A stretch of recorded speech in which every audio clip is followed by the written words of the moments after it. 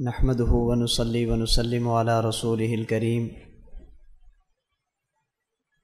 أما بعد فأعوذ بالله من الشيطان الرجيم بسم الله الرحمن الرحيم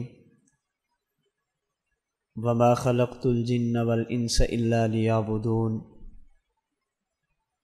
وقال النبي صلى الله عليه وسلم أحصوا هلال شعبان لرمضان او كما قال النبي صلی اللہ علیہ وسلم اللهم صل على محمد وعلى آل محمد كما صليت على إبراهيم وعلى آل إبراهيم إنك حميد مجيد اللهم بارك على محمد وعلى آل محمد كما باركت على إبراهيم وعلى آل إبراهيم إنك حميد مجيد۔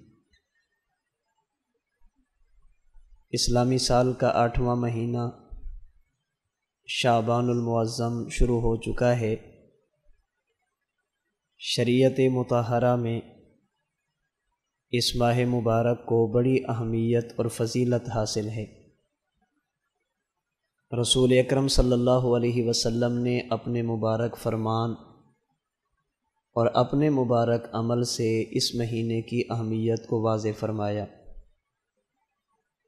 اگرچہ شریعت مطہرہ میں شعبان المعظم کی کوئی خاص عبادت مقرر اور متعین نہیں ہے، جیسے رمضان المبارک میں روزے مقرر ہیں، ذی الحج کے مہینہ میں قربانی اور حج مقرر ہیں۔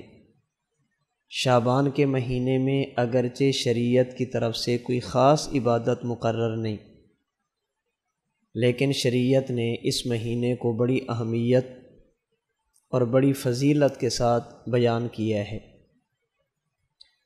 شعبان المعظم کا جو مہینہ ہے، اس مہینے کے نام میں 2 لفظ ذکر کیے جاتے ہیں، ایک لفظ شعبان ہے اور دوسرا لفظ معظم ہے۔ شعبان کا معنی بعض اہل علم فرماتے ہیں اس کا معنی ہوتا ہے اجتماع، کسی چیز کا اکٹھا ہونا، جمع ہونا۔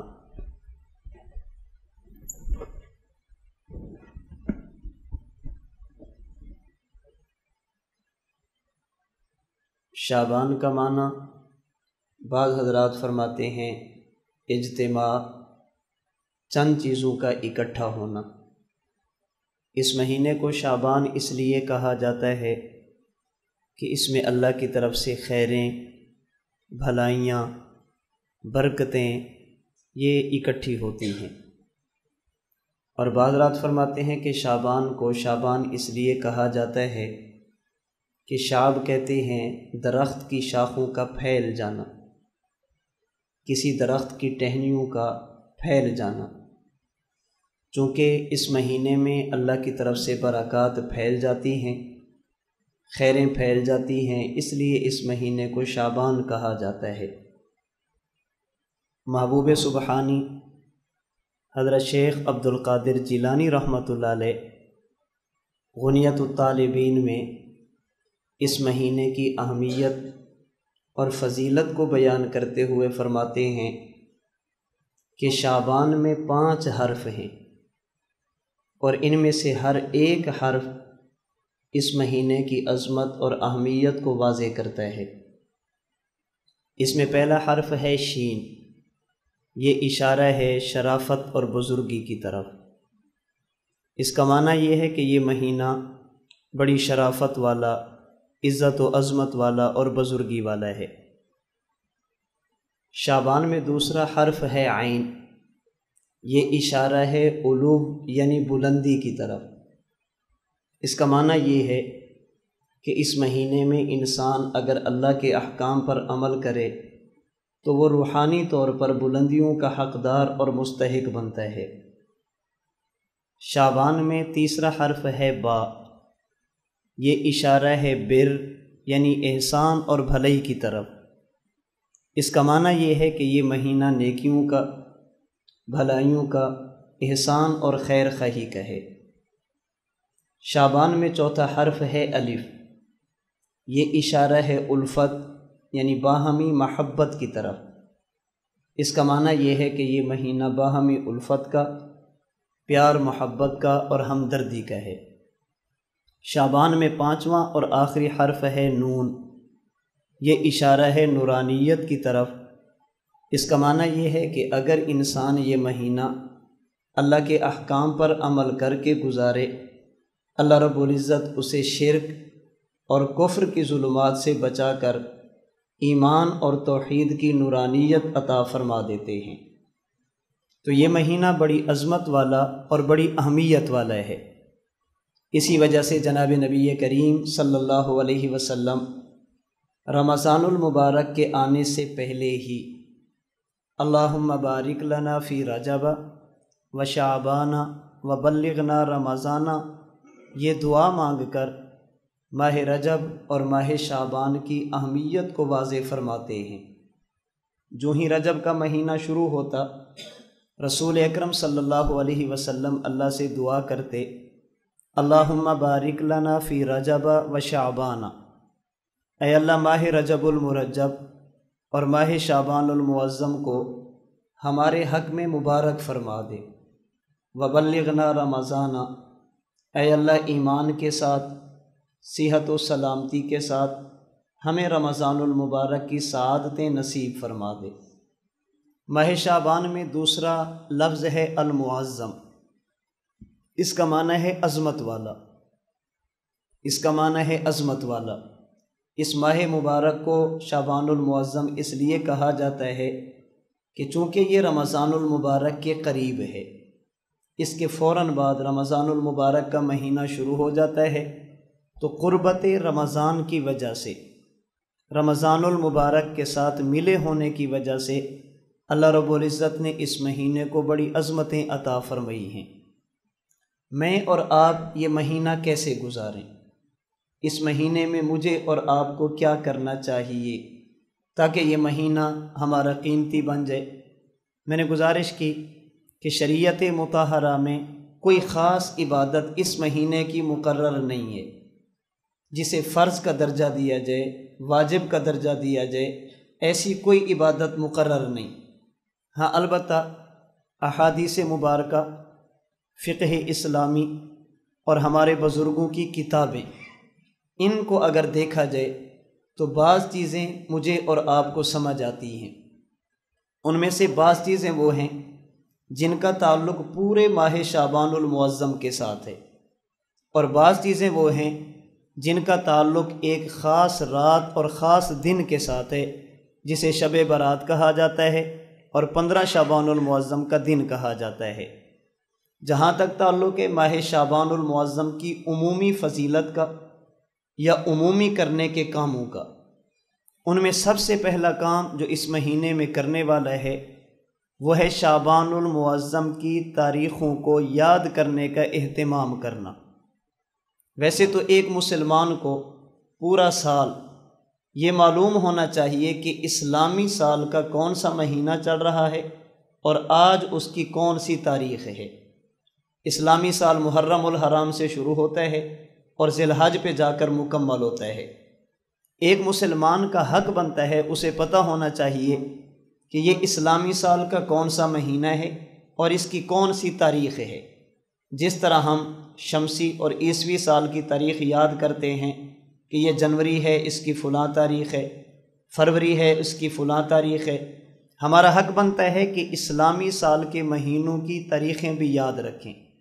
اور ہمارے حضرت دامت برکاتہم اللہ علیہ اس کا بڑا آسان طریقہ ارشاد فرماتے ہیں کہ اگر بندہ قرآن کریم کی تلاوت کا اہتمام کرے اور اس کی ترتیب یہ رکھ لے، جو ہی چاند نظر آئے قرآن کریم کا پہلا پارہ تلاوت کر لے اور زندگی میں معمول بنا لے کہ میں نے روزانہ قرآن کریم کا ایک پارہ پڑھنا ہے۔ جب پہلی تاریخ ہوگی تو پہلا پارہ پڑھیں گے، دوسری ہوگی تو دوسرا پڑھیں گے، مہینہ بھی چلتا رہے گا، تلاوت بھی چلتی رہے گی۔ اس اعتبار سے انسان کو اسلامی تاریخ یاد کرنے میں مشکل پیش نہیں آئے گی۔ اسے پتہ ہوگا آج میں نے تیسرا پارہ تلاوت کیا، اس کا معنی یہ ہے کہ آج شعبان کی 3 تاریخ ہے۔ میں نے چھٹا پارہ تلاوت کیا، اس کا معنی یہ ہے کہ آج شعبان کی 6 تاریخ ہے۔ تو اس مہینے کی تاریخوں کو یاد کیا جائے، حضرت امام حاکم رحمۃ اللہ علیہ نے اپنی کتاب مستدرک حاکم میں حدیث مبارک نقل کی۔ رسول اللہ صلی اللہ علیہ وسلم فرماتے ہیں احصو ہلال شعبان لرمضان، رمضان المبارک کے مقاصد کو پانے کے لیے، رمضان المبارک کا استقبال کرنے کے لیے شعبان المعظم کی تاریخوں کو گنا کرو، شعبان المعظم کی تاریخوں کو یاد کیا کرو، تاکہ پتہ چلے رمضان کے آنے میں کتنے دن باقی ہیں، کتنے ایام باقی ہیں۔ یہاں پر ایک غلط فہمی کا ازالہ کرنا ضروری سمجھتا ہوں۔ رسول اللہ صلی اللہ علیہ وسلم کے اس مبارک فرمان سے اتنی بات تو معلوم ہوگی کہ ایک مسلمان کو شعبان المعظم کی تاریخوں کو یاد کرنے کا اہتمام کرنا چاہیے، اتنی بات احادیث سے ثابت ہے۔ عموماً شعبان المعظم کا چاند نظر آنے کے بعد موبائل پر میسج کے ذریعے، واٹس ایپ پر میسج کے ذریعے، میڈیا پر، فیس بک وغیرہ پر ایک میسج عام کیا جاتا ہے اور اس کی نسبت کی جاتی ہے جناب نبی کریم صلی اللہ علیہ وسلم کی طرف۔ کہتے ہیں کہ فلاں تاریخ کو پہلا روزہ ہوگا۔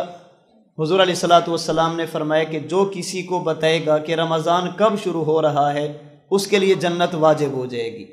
اس میسج کو پھیلایا جاتا ہے 23 یا 24 مارچ کو پہلا روزہ ہوگا۔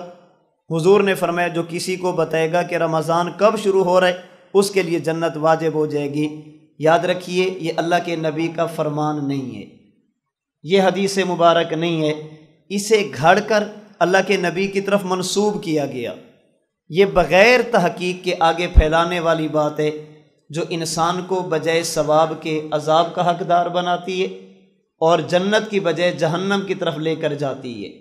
قرآن کریم میں اللہ کریم نے ایسے لوگوں کے بارے میں فرمایا یہ لوگ وہ ہیں اکثرین اعمالا، جو اعمال کے اعتبار سے نقصان اٹھانے والے ہیں۔ وہ ایک کام کرتے ہیں، سمجھتے ہیں کہ ہم اچھا کر رہے ہیں، دین کا کام کر رہے ہیں، شریعت کا کام کر رہے ہیں، حقیقت یہ ہوتی ہے کہ وہ گمراہ ہوتے ہیں اور ان کی محنت رائے گاں جاتی ہے۔ اب اگر ایک بات اللہ کے نبی نے ارشاد نہیں فرمائی، کوئی مسلمان اس بات کو اللہ کے نبی کی طرف منسوب کرتا ہے تو رسول اللہ صلی اللہ علیہ وسلم کا فرمان بخاری شریف میں موجود ہے، فرمایا من کذب علی متعمدا فلیتبوأ مقعدہ من النار۔ اگر ایک بات میں نے نہ کی ہو اور جو بندہ یہ جانتا ہو کہ یہ بات میری نہیں پھر بھی اس کی نسبت میری طرف کرے، جان بوجھ کر میری طرف جھوٹ کو منسوب کرے، فلیتبوأ مقعدہ من النار، اسے چاہیے کہ جہنم کے لیے تیار ہو جائے۔ اب جس چیز کو آج کا مسلمان، آج کا نوجوان جنت سمجھ کر پھیلا رہا ہے اور یہ سمجھتا ہے کہ میں جنت کی طرف جا رہا ہوں، حقیقت یہ ہے کہ وہ جہنم کی طرف جا رہا ہے۔ جنت میں جانے کے لیے صرف میسج کافی نہیں ہے، جنت میں جانے کے لیے صرف کسی کو پیغام پہنچانا کافی نہیں، جنت میں جانے کے لیے ایمان ضروری، ایمان کے بعد نماز ضروری، ایمان کے بعد روزہ ضروری، ایمان کے بعد اعمال ضروری۔ ایک بندہ وہ ہے جو 5 وقت کی نماز کے قریب بھی نہیں جاتا، وہ سمجھتے ہیں کہ کسی بندے کو میسج کروں گا تو جنت مل جائے گی، رمضان المبارک کا روزہ نہیں رکھتا، صرف یہ میسج کرنا کہ فلاں تاریخ کو رمضان شروع ہو رہا ہے۔ جنت اتنی سستی نہیں ہے کہ جو صرف ایک میسج پر اللہ کریم عطا فرما دیں۔ تو اس مہینے میں شعبان کی تاریخوں کو یاد کرنے کا اہتمام کیا جائے اور بغیر تحقیق کے، بغیر کسی مستند عالم سے پوچھے آگے کسی بات کو پھیلانا، آگے سنی سنی بات کو پھیلانا، اس سے ایک مسلمان کو اجتناب کرنا چاہیے، اپنے آپ کو بچانا چاہیے۔ ماہ شعبان المعظم میں کرنے والا دوسرا کام، چونکہ اس کے فوراً بعد رمضان المبارک شروع ہوتا ہے اور رمضان المبارک یہ عبادات کا مہینہ ہے، اس لیے شعبان المعظم میں مجھے اور آپ کو، ایک مسلمان کو اپنا شیڈول بنانا چاہیے۔ میں نے رمضان کیسے گزارنا ہے اس کا شیڈول شعبان میں طے کیا جائے۔ 5 وقت کی نماز ہے، اس میں روزہ ہے، قرآن کریم کی تلاوت ہے، جہاں پر ہم اپنے سارے کاموں کا شیڈول بناتے ہیں، کوشش کی جائے کہ اس مہینے میں بطور پریکٹس کے انسان اپنے معاملات دین کے بڑھا دے اور دنیا کے گھٹا دے، دنیا کے معمولات میں تھوڑی بہت کمی کر دے اور دین کے معمولات میں اضافہ کر دے۔ اس پر اپنی روح کو بیدار کیا جائے، اپنے جسم کو تیار کیا جائے۔ اگر ایک مہینہ پہلے انسان اعمال پر توجہ دے دے، اللہ کی ذات سے امید ہے کہ رمضان المبارک انسان بڑی آسانی کے ساتھ اور سہولت کے ساتھ اس کی خیروں اور برکتوں کو سمیٹ سکتا ہے۔ اللہ اور اللہ کے رسول کی خواہش اور منشا کے مطابق اس ماہ مبارک کو گزارا جا سکتا ہے۔ ماہ شعبان المعظم میں تیسرا کام جو کرنے والا ہے وہ ہے نفلی روزے رکھنا۔ کوشش کی جائے کہ اس میں کچھ نہ کچھ روزوں کا اہتمام کیا جائے۔ ام المومنین صدیقہ بنت صدیق سیدہ عائشہ رضی اللہ تعالی عنہ فرماتی ہیں رسول اللہ صلی اللہ علیہ وسلم نفلی روزے رکھتے بھی تھے اور اللہ کے نبی نفلی روزے چھوڑتے بھی تھے۔ آپ علیہ الصلاۃ والسلام کا نفلی روزوں کے بارے میں کوئی متعین معمول نہیں تھا۔ ہاں، ایام بیض یعنی ہر مہینے کی 13، 14 اور 15 کو روزہ رکھا جاتا۔ اسی طرح پیر اور جمعرات کا روزہ اللہ کے رسول صلی اللہ علیہ وسلم اکثر رکھا کرتے تھے۔ باقی نفلی روزوں کے بارے میں آپ کا کوئی خاص متعین معمول نہیں تھا، رکھتے بھی تھے چھوڑتے بھی تھے۔ سید عائشہ رضی اللہ تعالیٰ عنہ فرماتی ہیں کبھی کبھی اللہ کے نبی روزے رکھتے اور اتنے رکھتے ہم سمجھتی تھی کہ اب اللہ کے نبی کبھی بھی روزہ نہیں چھوڑیں گے۔ آپ رکھ رہے ہیں مسلسل، 1 ہفتہ گزر گیا، 10 دن گزر گیا، آپ روزے رکھ رہے ہیں۔ ہم سمجھتے تھے کہ اب اللہ کے نبی روزہ چھوڑیں گے نہیں۔ پھر ایک وقت آتا حضور علیہ الصلوۃ والسلام روزہ چھوڑ دیتے، آج بھی نہیں رکھا، کل بھی نہیں رکھا، پرسوں بھی نہیں رکھا، نفلی روزہ آپ مسلسل چھوڑ دیتے۔ ہم سمجھتے تھے اب اللہ کے نبی کبھی بھی روزے نہیں رکھیں گے۔ لیکن جب شعبان المعظم کا مہینہ آتا رسول اللہ صلی اللہ علیہ وسلم اس مہینے میں سب سے زیادہ نفلی روزوں کا اہتمام فرماتے۔ آپ علیہ الصلوۃ والسلام مسلسل روزے رکھتے۔ رمضان المبارک کے بعد سب سے زیادہ نفلی روزے اللہ کے نبی شعبان المعظم کے مہینے میں رکھتے، اور اس کی کئی حکمتیں علماء نے بیان کی ہیں۔ ان میں سے ایک کا تذکرہ خود حدیث مبارک میں ہے۔ رسول اللہ صلی اللہ علیہ وسلم سے پوچھا گیا یا رسول اللہ شعبان المعظم میں آپ اتنے روزے کیوں رکھتے ہیں، مسلسل رکھتے ہیں؟ حضور علیہ الصلوۃ والسلام نے فرمایا اس لیے کہ انسانوں کے اعمال ملائکہ 1 سال کے بعد اللہ کی بارگاہ میں پیش کرتے ہیں۔ یاد رکھنا اللہ تعالیٰ کی ذات عالم الغیب والشہادہ ہے، اللہ کو پتہ ہے کہ کون بندہ کیا کر رہا ہے۔ اللہ پاک کو بتانے کی ضرورت نہیں، لیکن چونکہ فرشتوں کی ڈیوٹیاں لگائی گئی تو فرشتے اپنی ڈیوٹی نبھانے کے لیے سال میں 1 مرتبہ اللہ کی بارگاہ میں پیش کرتے ہیں، اے اللہ فلاں بندے نے یہ اعمال کیے، فلاں بندے نے یہ اعمال کیے۔ آپ علیہ الصلوۃ والسلام نے فرمایا انسانوں کے اعمال ملائکہ لے کر اللہ کی بارگاہ میں شعبان المعظم کے مہینے میں پیش کرتے ہیں، اور میں چاہتا یہ ہوں جب ملائکہ مجھ محمد کے اعمال اللہ کی بارگاہ میں لے کر جائیں تو اس میں اللہ کی ذات کی بارگاہ میں یہ عرض کریں اے اللہ تیرا پیغمبر اس وقت حالت روزہ میں ہے، میں چاہتا ہوں کہ میرے اعمال جب پیش کیے جائیں تو میں روزہ کی حالت میں ہوں۔ اس لیے جناب نبی کریم صلی اللہ علیہ وسلم اس مہینے میں کثرت کے ساتھ روزے رکھا کرتے تھے۔ ہاں البتہ ایک بات جس کا تذکرہ ہمارے علماء نے کیا، شعبان المعظم کے مہینے میں روزے نفلی وہ بندہ رکھے جسے یقین ہو کہ ان روزوں کی وجہ سے رمضان کے روزوں پر اثر نہیں پڑے گا، رمضان کے روزے میں رکھ سکوں گا۔ ایک بندہ بیمار ہے، خطرہ ہے کہ اگر ابھی روزے رکھنا شروع کر دیے تو رمضان کے فرض روزے بھی چھوٹ جائیں گے، پھر اسے نفلی روزے نہیں رکھنے چاہیے۔ وہ رمضان المبارک کے لیے اپنی صحت کو بچا کر رکھے اور اپنی صحت کا خیال کرے۔ صحت ساتھ دیتی ہے، شعبان کا روزہ بھی رکھ سکتا ہے، رمضان کا بھی رکھ سکتا ہے، پھر اسے روزوں کا اہتمام کرنا چاہیے۔ اسی طرح جب شعبان کے آخری دن آ جائے اسے چاہیے کہ آخری 2-3 دن یہ روزہ نہ رکھے، نفلی روزے کو چھوڑ دے، تھوڑا سا اپنے جسم کو راحت پہنچا دے، اپنے جسم کو سکون دے، تاکہ رمضان المبارک بڑے شوق کے ساتھ، رغبت کے ساتھ، بڑی مستعدی اور چلاکی کے ساتھ یہ رمضان المبارک کے روزوں کا اہتمام کر سکے۔ تو شعبان المعظم کے مہینے میں کرنے والا تیسرا کام، اس میں نفلی روزوں کا اہتمام کیا جائے۔ شعبان المعظم میں کرنے والا چوتھا کام، ہمارے بعض حضرات نے ام المومنین سیدہ عائشہ رضی اللہ تعالی عنہا کے بارے میں لکھا ہے کہ سیدہ عائشہ رضی اللہ تعالی عنہا شعبان المعظم کے مہینے میں ان روزوں کی قضا فرماتی تھی جو آپ کے ذمہ میں باقی رہ گئے ہوتے تھے، اس لیے کہ خواتین مہینے میں چند دن ایسے آتے ہیں جب خواتین نماز بھی نہیں پڑھتی اور روزہ بھی نہیں رکھتی، جنہیں بیماری کے دن کہا جاتا ہے، حیض کے دن کہا جاتا ہے۔ اس میں خواتین کے لیے نماز بھی چھوڑنے کی اجازت، روزہ بھی چھوڑنے کی اجازت۔ جب یہ عورت پاک ہو جائے، بیماری کے دن ختم ہو جائیں، پھر اسے چاہیے کہ جو روزے رہ گئے ہیں ان روزوں کی قضا کرے۔ یہ عورت نماز کی قضا نہیں کرتی، روزوں کی قضا کرتی ہے۔ نمازیں اللہ کی طرف سے معاف ہیں، روزوں کی قضا اس کے ذمہ میں واجب اور لازم ہوگی۔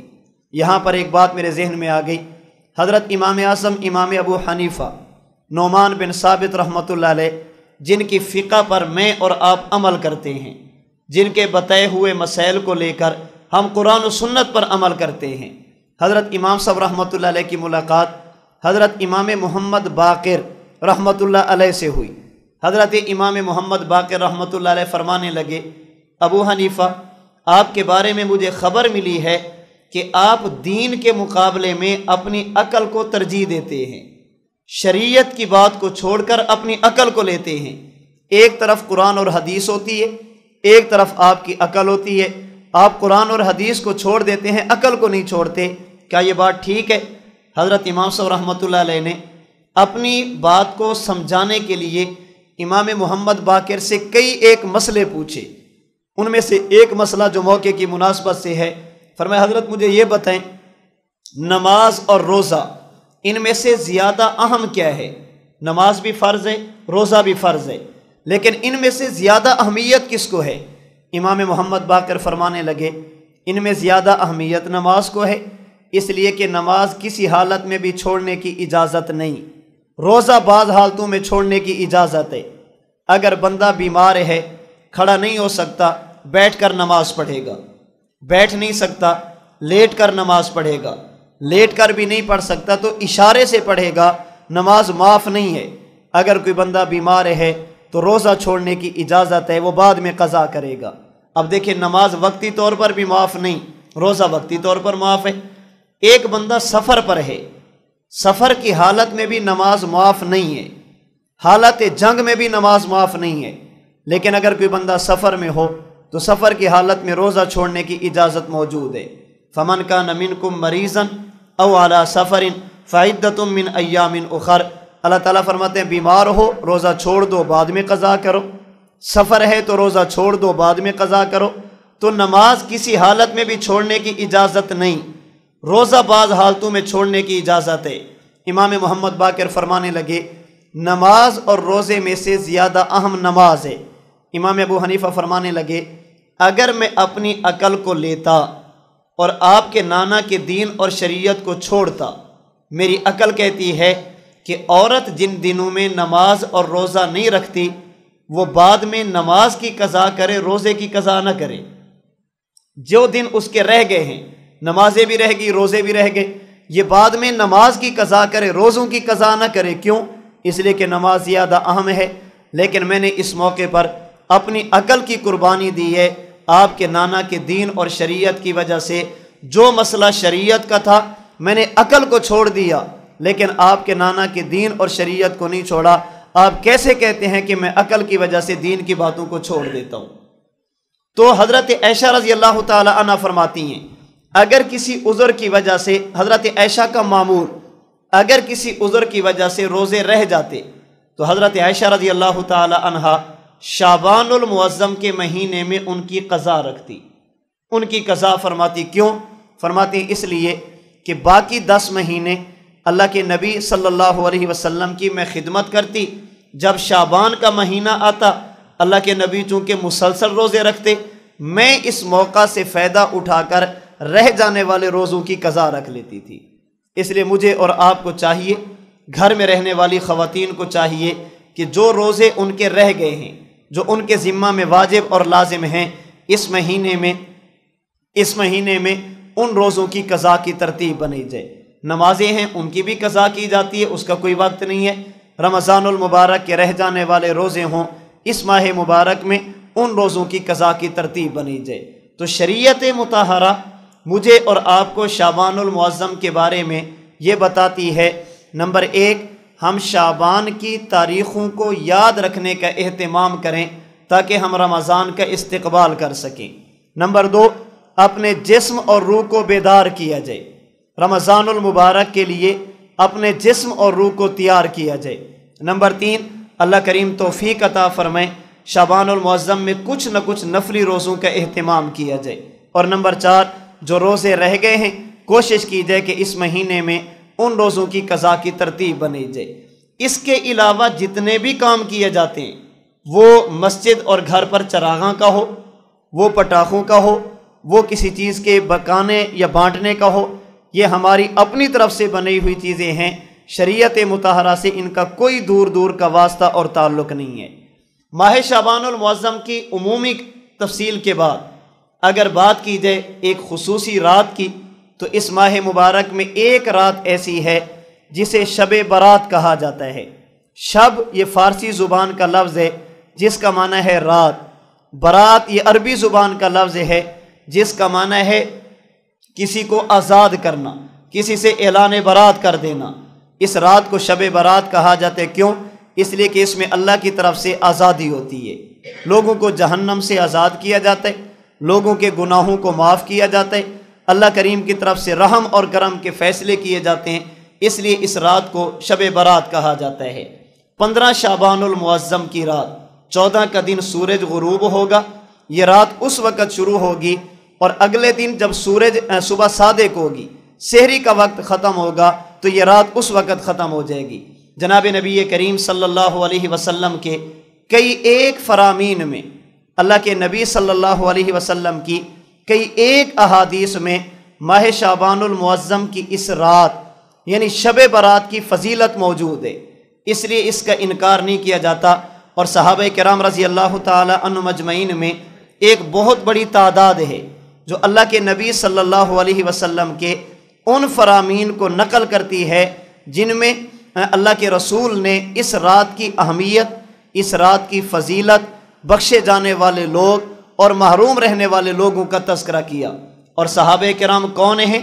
نمبر 1 حضرت ابو بکر صدیق رضی اللہ تعالی عنہ، نمبر 2 حضرت علی المرتضیٰ رضی اللہ تعالی عنہ، نمبر 3 سیدہ عائشہ صدیقہ رضی اللہ تعالی عنہ، نمبر 4 حضرت معاذ رضی اللہ تعالی عنہ، نمبر 5 حضرت ابو ہریرہ رضی اللہ تعالی عنہ، نمبر 6 حضرت عوف بن مالک رضی اللہ تعالی عنہ، نمبر 7 حضرت ابو موسیٰ اشعری رضی اللہ تعالی عنہ، نمبر 8 حضرت عبداللہ بن عمرو بن عاص رضی اللہ تعالی عنہ، نمبر 9 حضرت ابو ثعلبہ رضی اللہ تعالی عنہ، اور نمبر 10 حضرت عثمان بن ابی العاص رضی اللہ تعالی عنہ۔ اللہ کے نبی کے یہ 10 صحابہ وہ ہیں جو اللہ کے نبی کے ان فرامین کو نقل کرتے ہیں جن میں شب برات کی اہمیت، شب برات کی فضیلت، شب برات میں بخشے جانے والے لوگوں کا تذکرہ اور محروم رہنے والے لوگوں کا تذکرہ کیا۔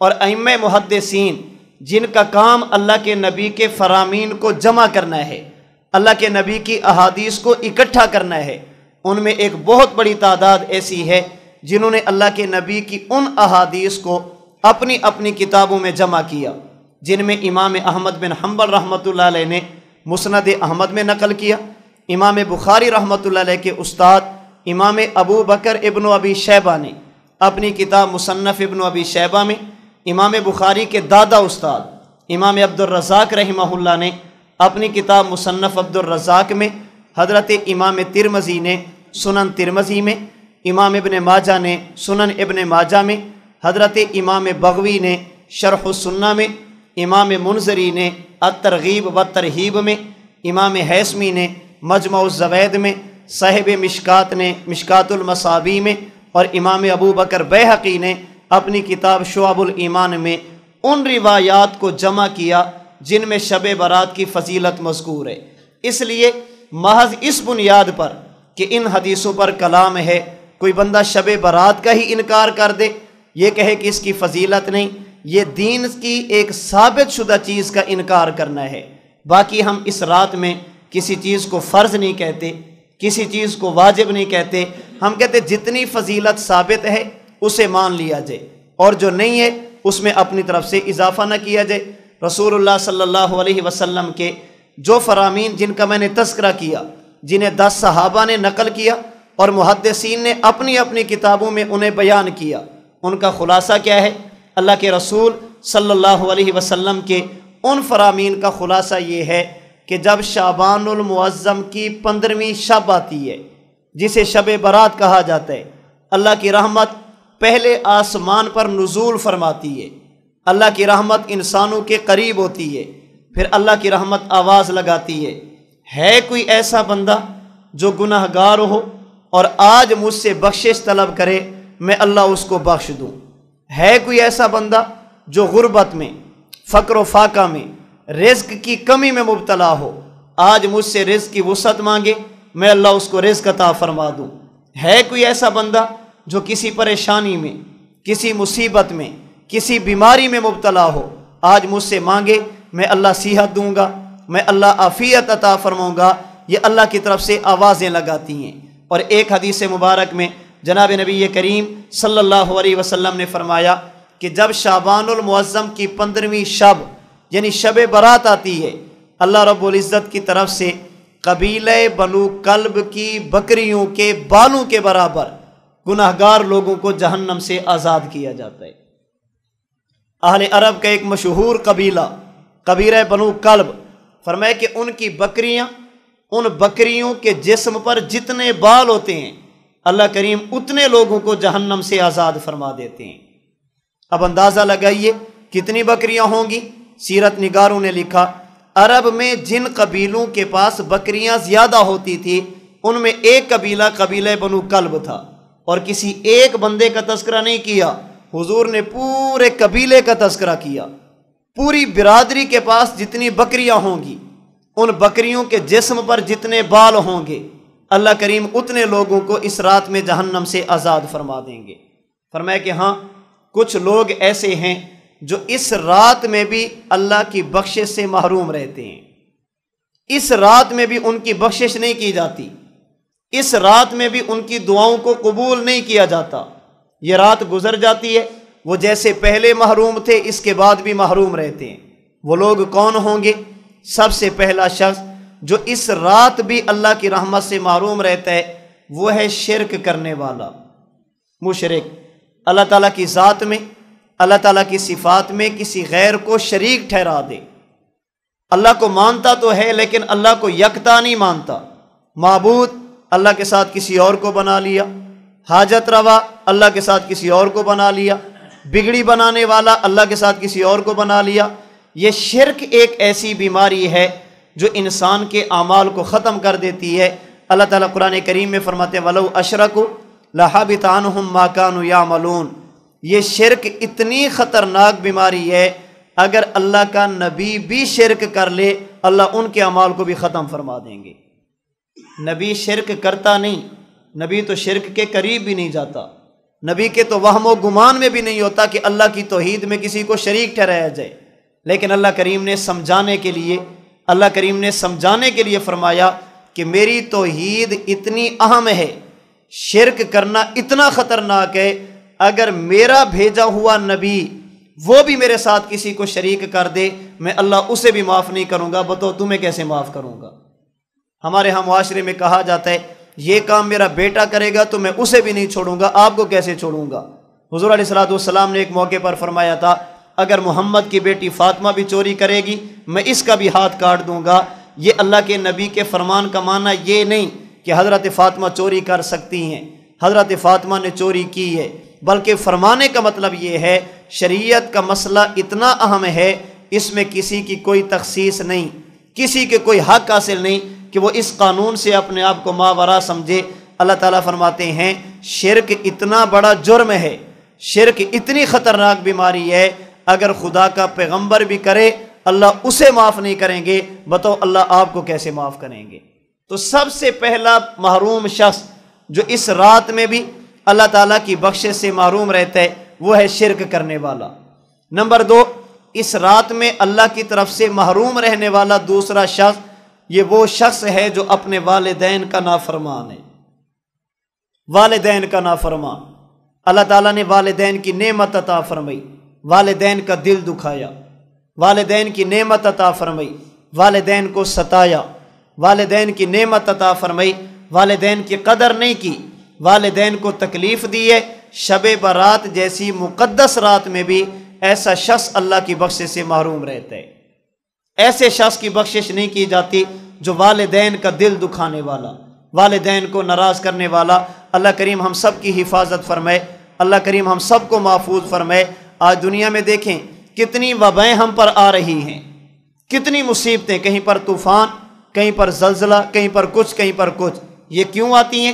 اللہ کے رسول صلی اللہ علیہ وسلم نے فرمایا کہ جب لوگ اپنے دوست کو قریب کریں اور والد کو دور کر دیں، دوست کی وجہ سے اپنے والد کو چھوڑ دیں، پھر انتظار کرو زمین کے زلزلوں کا، پھر زمین جھٹکے دے گی، پھر طوفان آئیں گے، پھر ایسے ایسے عذاب آئیں گے جن کا تمہارے بڑوں کے ہاں تصور بھی نہیں ہوگا۔ آج میں اور آپ دیکھیں والدین کے ساتھ ہم کیا سلوک کرتے ہیں، والدین کے ساتھ کیا سلوک کیا جاتا ہے، جن کی وجہ سے ہمیں وجود ملا، جن کی وجہ سے ہمیں اللہ نے دنیا میں بھیجا۔ قانون کے مطابق اللہ کا حکم ہے، والدین کا ملاپ ہے تو انسان کا وجود ہے۔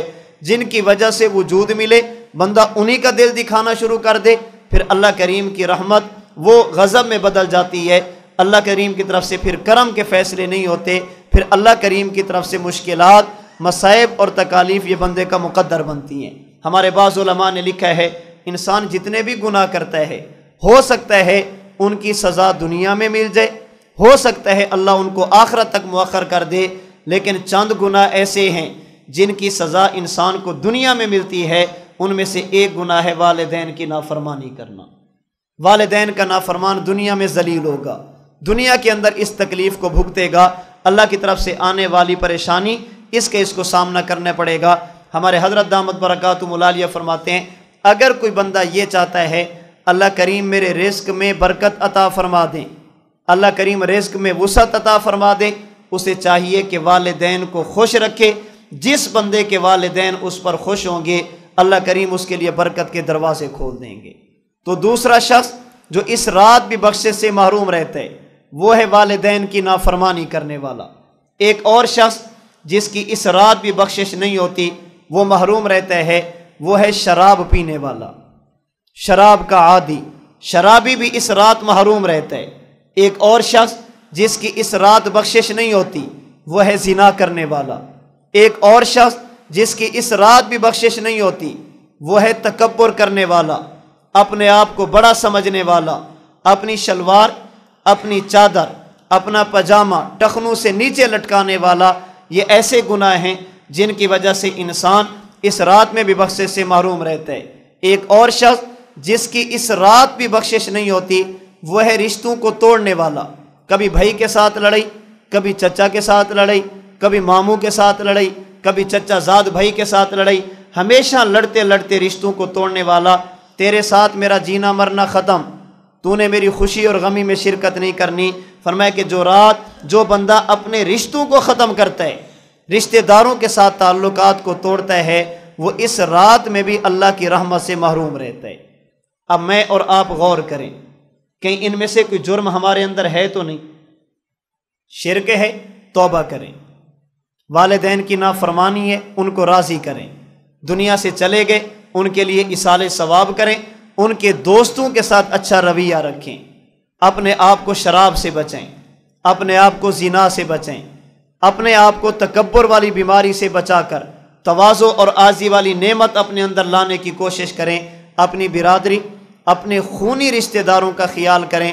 حدیث مبارک میں ہے جو صلہ رحمی کرتا ہے، رشتہ داریوں کو جوڑتا ہے، اللہ کریم اس کی عمر میں برکت عطا فرما دیتے ہیں، اللہ کریم اس کے رزق میں وسعت عطا فرما دیتے ہیں۔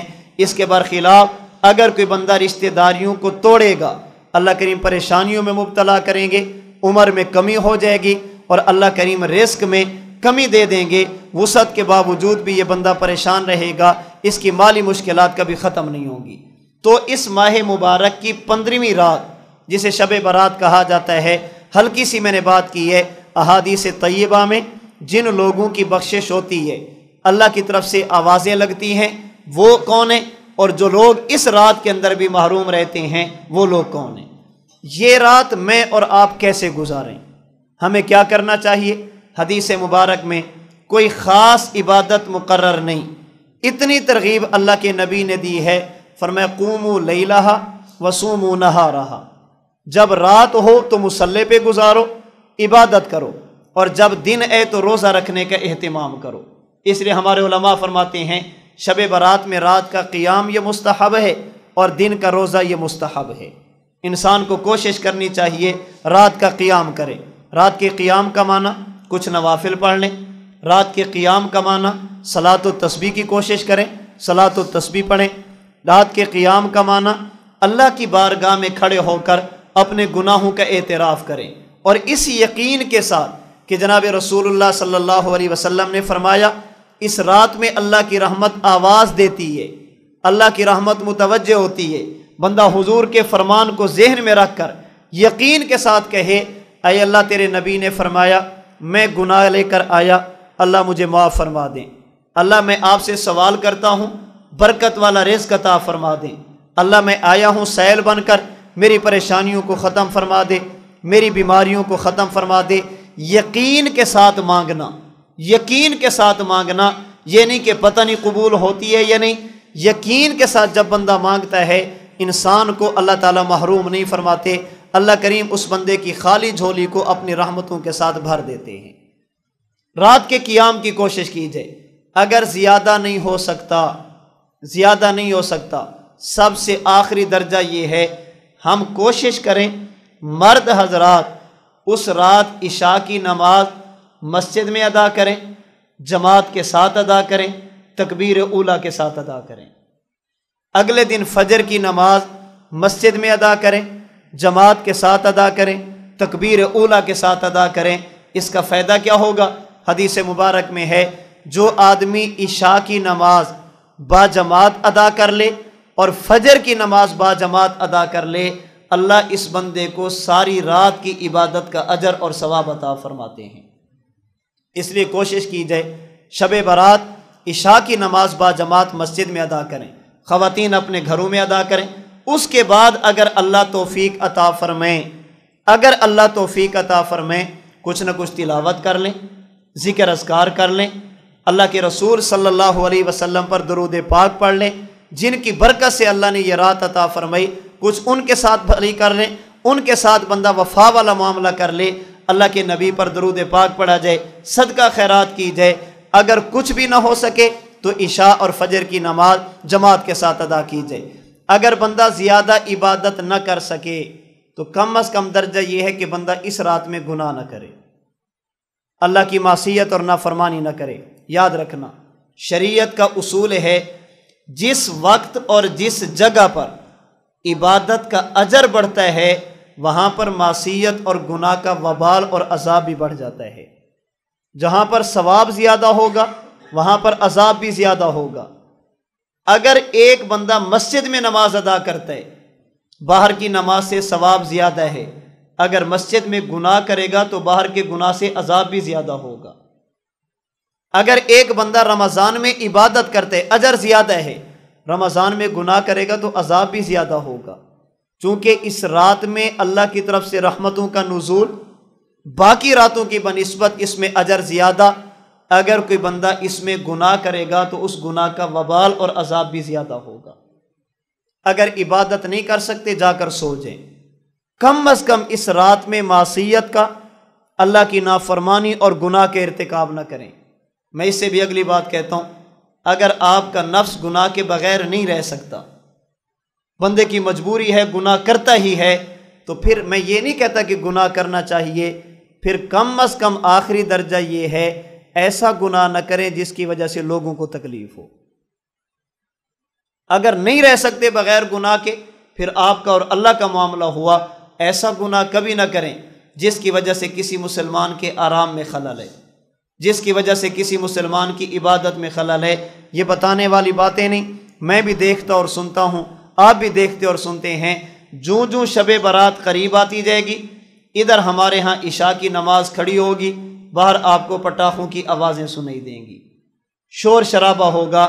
یہ باہر پٹاخے بجانے والے کوئی غیر مسلم نہیں ہوتے، باہر سے آنے والے لوگ نہیں ہوتے، یہ ہماری اولادیں ہوتی ہیں۔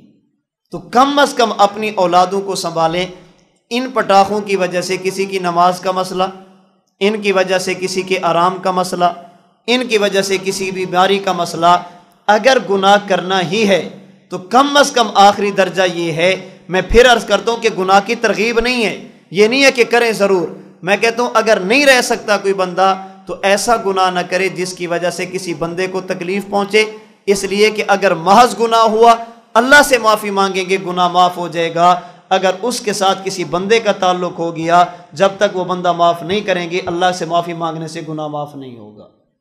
اس لیے آنے والے دنوں کی قدر کی جائے، اس ماہ مبارک کو شریعت کے مطابق گزارنے کی کوشش کی جائے، شب برات ان قریب آنے والی، اس کی تیاری کی جائے، اپنی روح اور جسم کو بیدار کر کے عبادت کے لیے آمادہ کیا جائے، نمازوں کی پابندی، رمضان المبارک کے روزوں کے لیے اپنے آپ کو تیار کرنا، ابھی سے قرآن کریم کی تلاوت کا اہتمام کرنا، اللہ توفیق عطا فرمائے نفلی روزوں کا اہتمام کرنا، اللہ اور اللہ کے رسول کی فرما برداری کے مطابق چلنا، اللہ اور اللہ کے رسول کی نافرمانی سے اپنے آپ کو بچانا، یہ اس مہینے کا تقاضا بھی ہے، شریعت کی تعلیمات بھی ہیں۔ اللہ کریم مجھے اور آپ کو ماہ شعبان المعظم اپنے احکام اپنے محبوب کے شریعت کے مطابق گزارنے کی توفیق عطا فرمائے۔ اللہ کریم اس مہینے کو ہماری بخشش کا ذریعہ بنے، ہماری نجات کا ذریعہ بنے۔ اللہ کریم اپنی اور اپنے محبوب کی نافرمانی سے ہمیشہ ہمیشہ کے لیے مجھے اور آپ کو محفوظ فرمائے۔ وآخر دعوانا ان الحمد للہ رب العالمین۔